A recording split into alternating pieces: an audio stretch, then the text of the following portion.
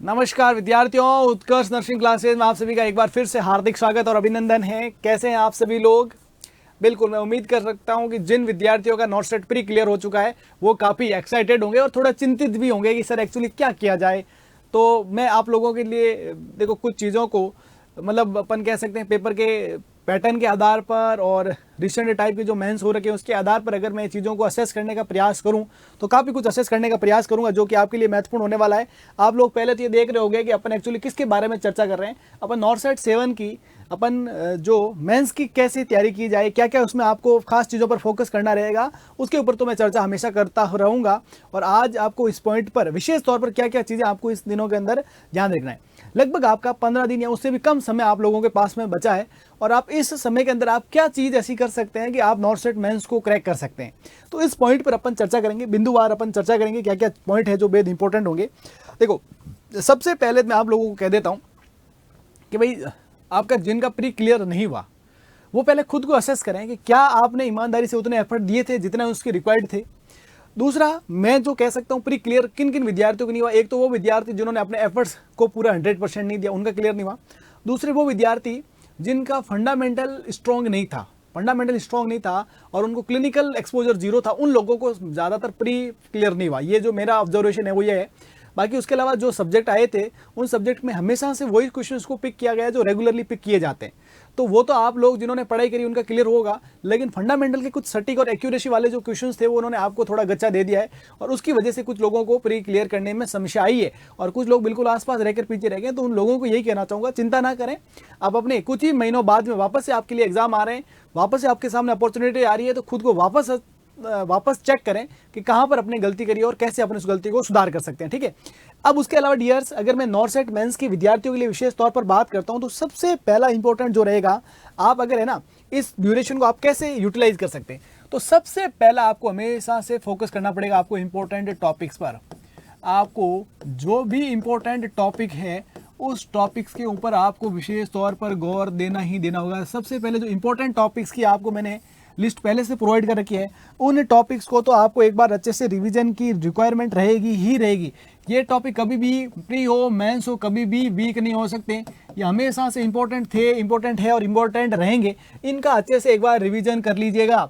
उसके बाद में अपन जो आपके नोट्स है उस नोट्स के अंदर जो जो आपकी इंपॉर्टेंट आउटलाइन है उस आउटलाइन को अच्छे से क्या करें भाई, नोट्स को रिवीजन करें। दूसरा इंपॉर्टेंट काम क्या रहेगा आपका, नोट्स को रिवीजन करें। और उसके अलावा अगर मैं बात करता हूं कि कुछ बुक्स से प्रैक्टिस करने की नीड पड़े, है ना, बुक्स से प्रैक्टिस करने की नीड पड़े, तो बुक्स के अंदर भी जो अपने एनक्लेक्स पैटर्न की, अगर एनक्लेक्स पैटर्न की अगर बुक्स है तो आप एनक्लेक्स पैटर्न वाली बुक्स के अंदर आप क्वेश्चन आंसर को रिव्यू जरूर करें। इन 3 चीज़ों का रिव्यू कर सकते हैं आप विशेष तौर पर नॉर्थ सेट मेंस के लिए। देखो, सबसे पहले अपने इंपॉर्टेंट टॉपिक्स जो है उसको आपको रिवीजन करना मस्ट रहेगा, हमेशा मस्ट रहा है और उसको रिवीजन करिएगा। जितने भी मैंने आपको इंपॉर्टेंट टॉपिक्स की लिस्ट को पहले ऑलरेडी शेयर कर चुका हूं और उसको हमेशा ध्यान रखिएगा, उनसे सवाल आते ही आते हैं। ठीक है। और जितने अपन कवर कर सकते हैं उतने कवर करने का अपन प्रयास करते रहेंगे डियर, है ना। उसके अलावा आपने जो भी नोट्स, मैंने आपको हमेशा से कहता हूँ कि नोट्स में के अंदर क्या होना चाहिए, सारांश होना चाहिए।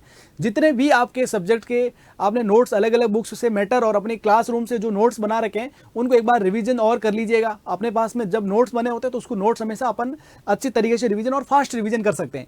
अब सर वो कहेंगे सर किस सब्जेक्ट को इंपॉर्टेंस ज्यादा दूं, तो यहां पर भी मैं 2 चीज हमेशा कहूंगा कि नोट्स रिवीजन के अंदर सबसे इंपॉर्टेंट तो हमेशा से फंडामेंटल रहा है और आगे भी फंडामेंटल रहेगा। दूसरा इंपॉर्टेंट जो रहेगा आपका एमएसएन का सेगमेंट रहेगा और उसके बाद में इक्वल इंपॉर्टेंसी के साथ में जो रहता है वो चाइल्ड हेल्थ नर्सिंग रह गया, उसके अलावा मेंटल हेल्थ नर्सिंग हो गया, उसके अलावा मैटरनल और चाइल्ड हेल्थ, है ना, चाइल्ड हेल्थ नर्सिंग हो गया, और उसके अलावा अगर अपन बात करें कम्युनिटी हेल्थ नर्सिंग हो गया। इन सेगमेंट को भी अच्छे से आपको रिवीजन करना है। ये आपका लगभग 80% का जो सिलेबस है सिर्फ और सिर्फ इसी से लिंक होकर आएगा और इन्हीं को अच्छे से रिवीजन करना है, आपको ध्यान रखिएगा। और क्वेश्चन आंसर के अंदर भी अगर आप एनक्लेक्स पैटर्न क्वेश्चन रिव्यू करना चाहते हैं तो कुछ question as it is pre के अंदर एज इट इज एनक्लेक्स के अंदर से क्वेश्चन को पिक किया गया है, तो आप उन क्वेश्चंस को भी क्या करें, अच्छे से एक बार रिव्यू कर लें। ज्यादा बुक नहीं करें, लेकिन आप लगभग अराउंड 1000 क्वेश्चंस के अराउंड इनके सो कॉमनली सॉन्डर्स और मॉस भी अपन कह सकते हैं, उनके जो क्वेश्चंस है उसको आपको रिव्यू करेगा। ये जेन्युइन जो चीज़ है जो आपके साथ शेयर कर रहा हूँ, इनको जरूर रिव्यू करिएगा। एक बार उनको रिव्यू कर लेंगे ना और नोट्स के साथ में, तो आपको काफ़ी अच्छा कॉन्फिडेंस बिल्डअप हो जाएगा। और इंपॉर्टेंट टॉपिक को साथ साथ में देखते रहिएगा, ताकि आपको कुछ पोर्शन तो एज इट इज रिपीटेड मिल सकता है, ताकि आपको उसमें भी दिक्कत नहीं आएगी, ठीक है। उसके अलावा जिन विद्यार्थियों को ऐसा लगा कि सर टाइम मैनेजमेंट में मुझे इस बार भी इशू हुआ था, तो आप उस टाइम मैनेजमेंट को भी अच्छे से कर सकते हैं। तो आपको क्वेश्चन आंसर को पढ़ने के साथ में आपको प्रैक्टिस करना भी जरूरी रह सकता है। कुछ विद्यार्थियों को ये स्पेसिफिक हो सकता है कि प्रैक्टिस करनी है, जैसे कि मदद से आप क्या ले सकते हो भाई, टेस्ट सीरीज का फायदा ले सकते हो। क्या ले सकते हो आप? टेस्ट सीरीज का फायदा भी ले सकते हो यहाँ पर। और उसके अलावा देखो, उसके अलावा हमेशा से एक चीज याद रखिएगा कि जो पुराने अपने PYQs है, पुराने जो आपके क्वेश्चंस हैं, जिसको अपन प्रीवियस ईयर क्वेश्चंस के नाम से जानते हैं, उनको भी अगर आपके पास में उपयुक्त समय और एक्स्ट्रा समय बचता है किसी के पास में कि सर मैंने नोट्स रिवीजन कर रखे हैं, मैंने एनक्लेक्स पैटर्न के क्वेश्चन आंसर भी मैंने कई बार पढ़ रखे हैं, मैंने आपकी प्रैक्टिस भी कर रखी है, अब मुझे और कुछ बताओ, तो PYQ को ट्राई कर सकता है। स्टेप्स यही रखना, सबसे पहले इंपॉर्टेंट टॉपिक्स को रिव्यू करोगे, फिर नोट्स रिव्यू करोगे, फिर अपने बुक्स के इंपॉर्टेंट एनक्लेक्स बेस्ड जो क्वेश्चन आंसर को रिव्यू करोगे, फिर आपको प्रैक्टिस आप फोकस करोगे, कोई टेस्ट सीरीज वगैरह अगर आपकी प्रैक्टिस के अंदर सुधार करने की नीड है तो।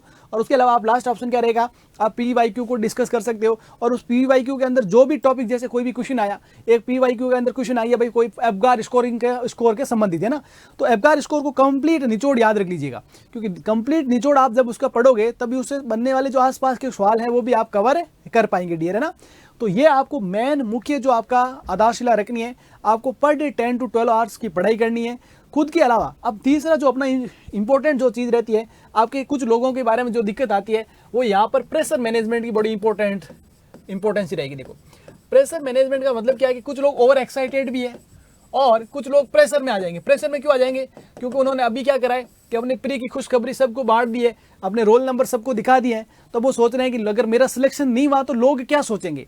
अरे लोग कुछ नहीं सोचेंगे, लोग सिलेक्शन होंगे तब भी हो सकता है कि वो कुछ नहीं सोचें या सोचना ही नहीं चाहे, है ना। और आपका सिलेक्शन नहीं होगा तब भी वो जो सोचेंगे उनको सोचने दीजिए।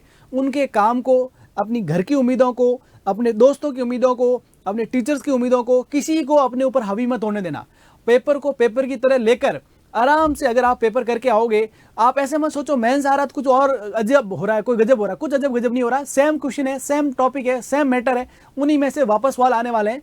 तो आप अपने अलग कुछ ट्राई करने की ज़्यादा मत करना, और अपन सिंपल जो आपका अभी तक जो स्ट्रेटजी रही है उसी स्ट्रेटजी को वापस से रिफ्रेश करके कुछ चीज़ों को आप ऐड कर सकते हो, जैसे कि आपके एनक्लेक्स बेस्ड क्वेश्चन को थोड़ा फोकस कर सकते हो सकता है उसको इन्वॉल्व कर सके।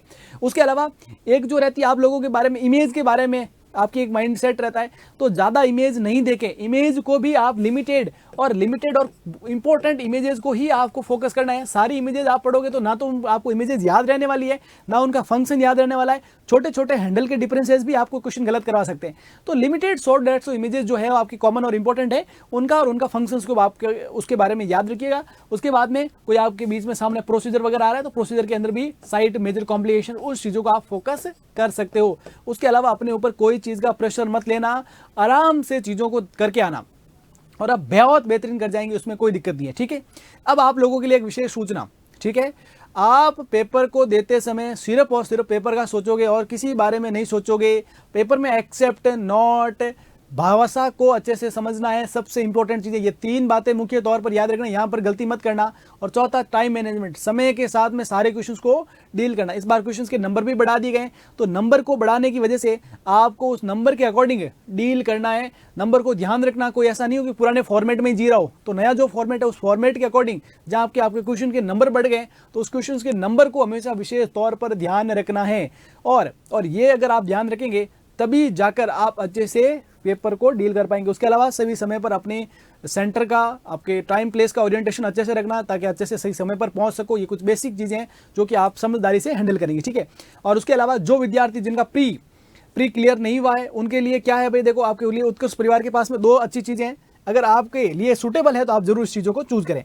जो विद्यार्थी काफ़ी जगह से अलग अलग कमेंट कर रहे थे, सर नया ऑफलाइन बैच कब आ रहा है, नया ऑफलाइन बैच कब आ रहा है, तो न्यू ऑफलाइन बैच स्टार्ट हो रहा है आपके 30 सितंबर 2024 से 2 PM to 8 PM कहाँ पर, मंडे टू सैटरडे कहाँ पर, जोधपुर के अंदर मंगल टावर जो कि ऑपोजिट विश्नोई धर्मशाला राधानाडा के अंदर है। ये आपकी हेल्पलाइन नंबर है, किसी को कोई इशू है तो आप उससे कांटेक्ट कर सकें।